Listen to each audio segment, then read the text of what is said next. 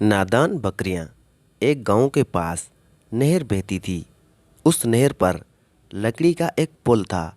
वो कम चौड़ा था। उस पर एक वक्त में एक ही आदमी गुजर सकता था।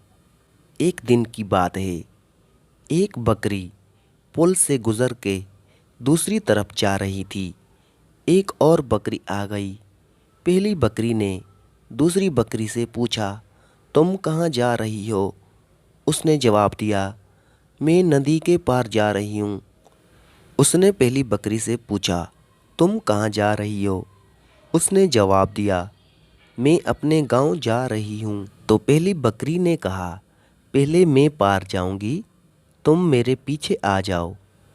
वो कहने लगी, पहले मैं जाऊँगी, मैं पीछे क्यों जाऊँ?